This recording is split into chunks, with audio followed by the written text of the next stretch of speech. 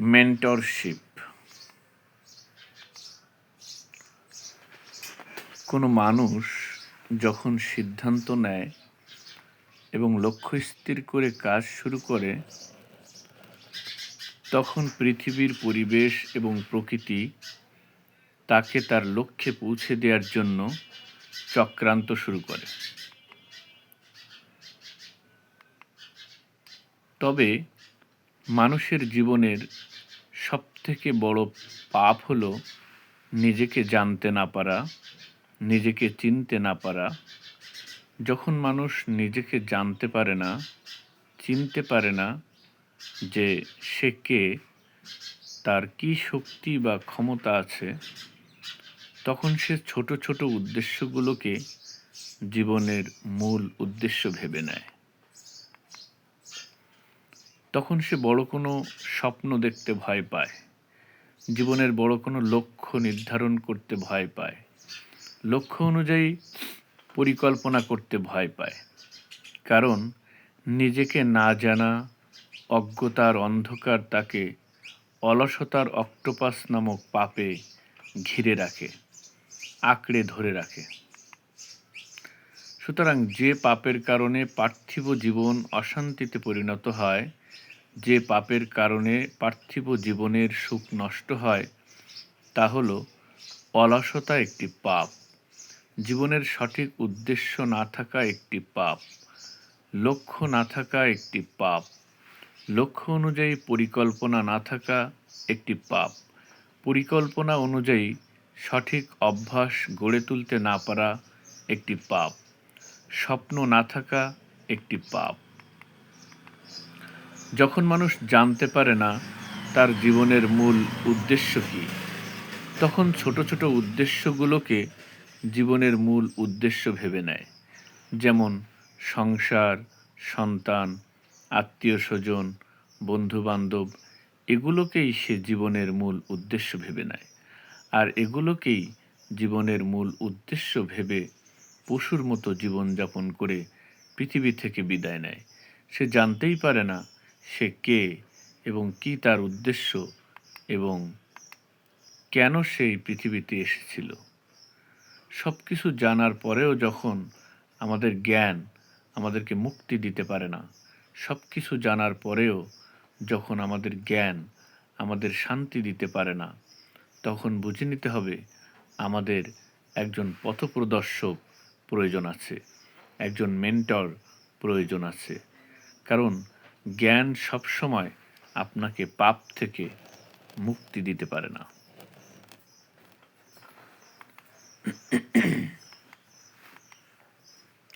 জ্ঞানের সাথে সাথে আপনার একজন পথপ্রদর্শক বা মেন্টর প্রয়োজন আছে। হাজার জ্ঞান অর্জন করার পরেও আপনারই জ্ঞান যখন আপনাকে ভুল পথে পরিচালনা করে, তখন একজন মেন্টরই পারে আপনাকে সঠিক পথে পরিচালিত করতে। যার কোনো মেন্টর নেই, তার জ্ঞান পরিচালনা করে শয়তান দ্বারা। সুতরাং আপনি হাজার জ্ঞান অর্জন করলেও আপনি আপনার পাপ থেকে মুক্তি লাভ করতে পারবেন না, আপনি আপনার স্বভাব পরিবর্তন করতে পারবেন না।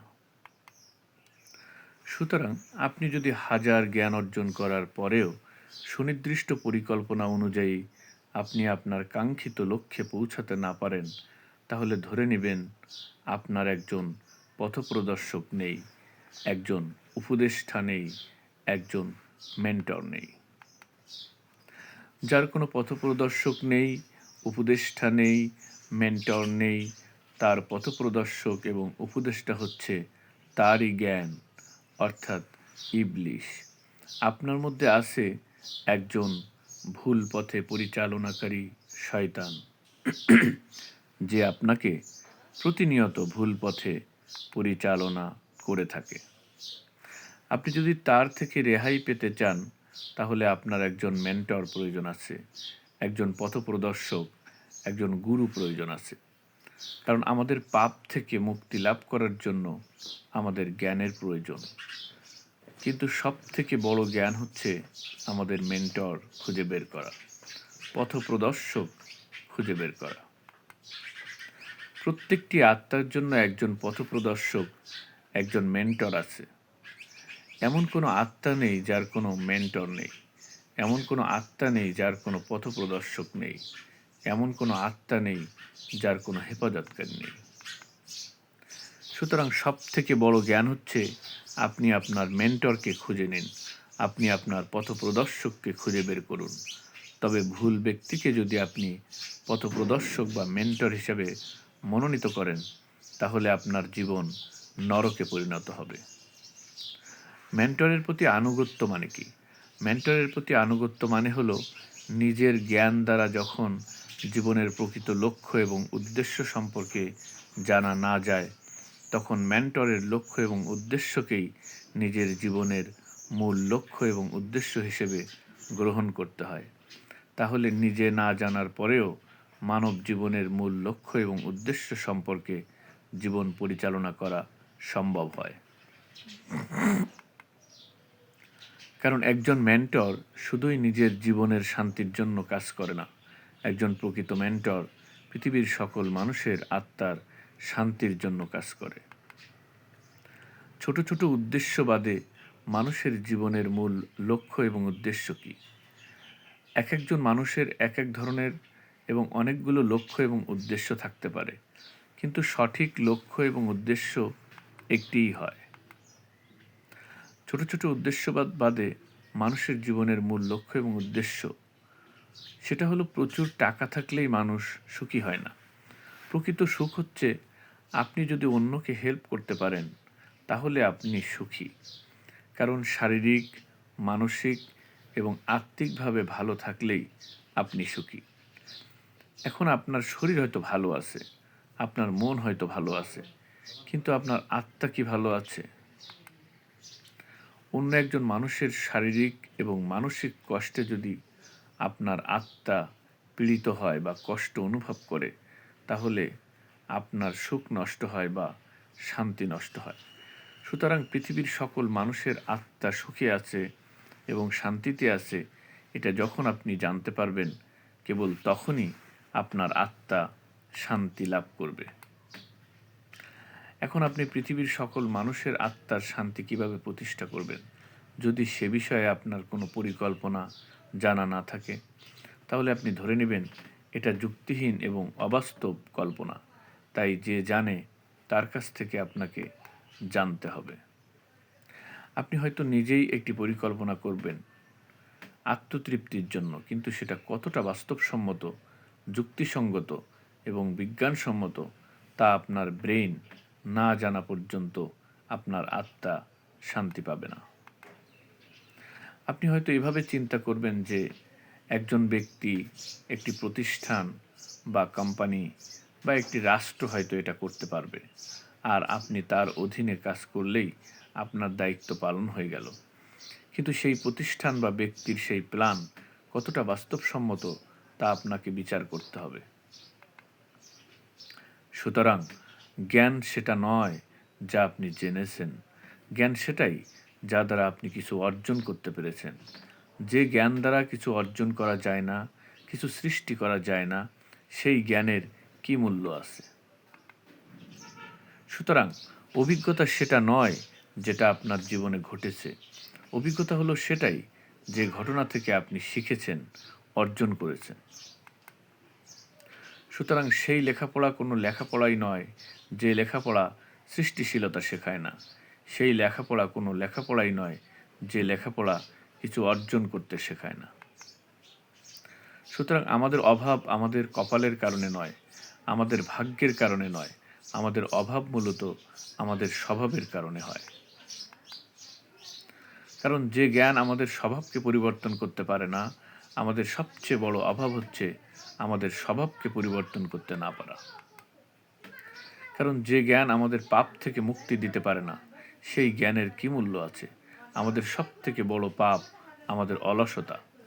অলসতা থেকে মুক্তি দিতে পারে না, সেই জ্ঞান আমাদের কোন কাজে আসতে পারে? সুতরাং সেটাই জ্ঞান যে জ্ঞান দ্বারা আপনি নিজেকে চিনতে পারেন বা নিজেকে জানতে পারেন।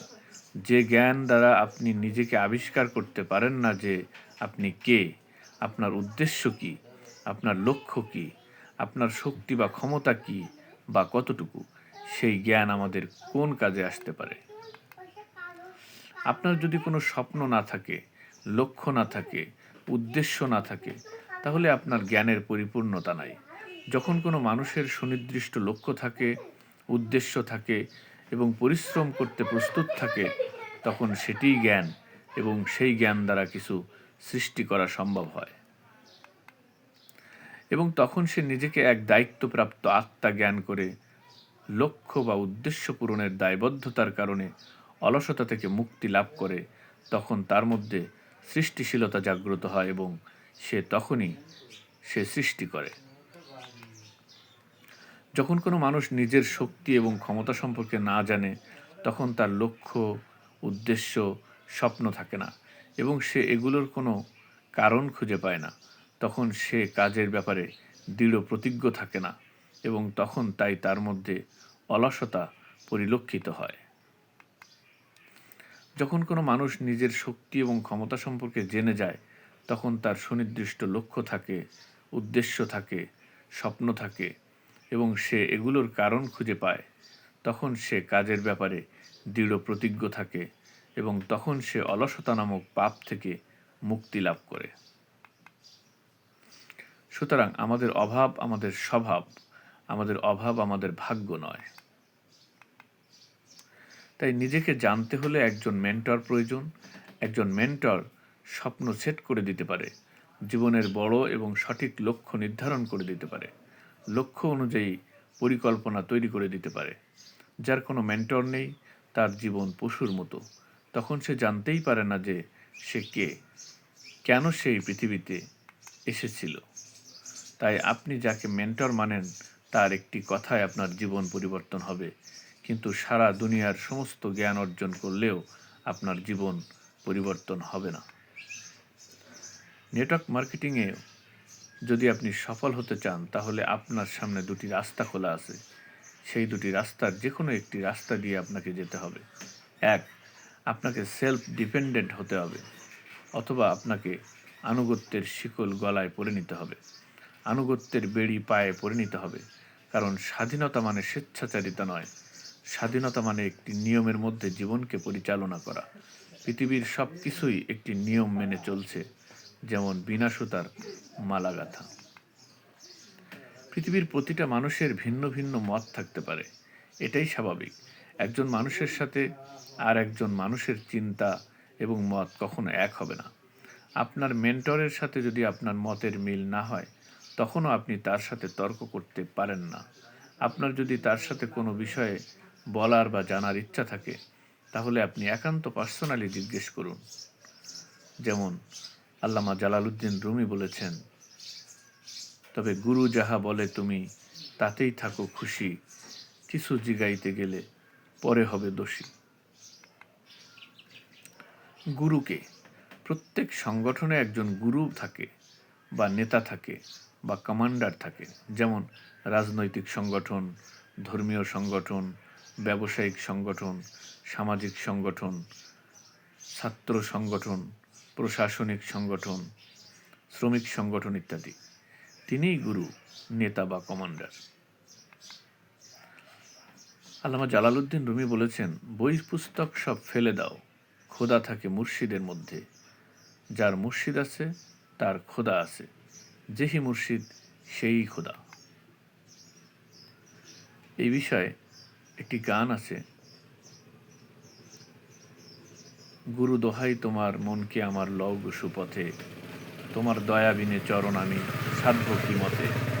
তুমি যারে হও গো সদয়, সে তোমারে সাধনে পায়, দেহের বিবাদিগণ সবসে রয় তোমার কৃপাতে।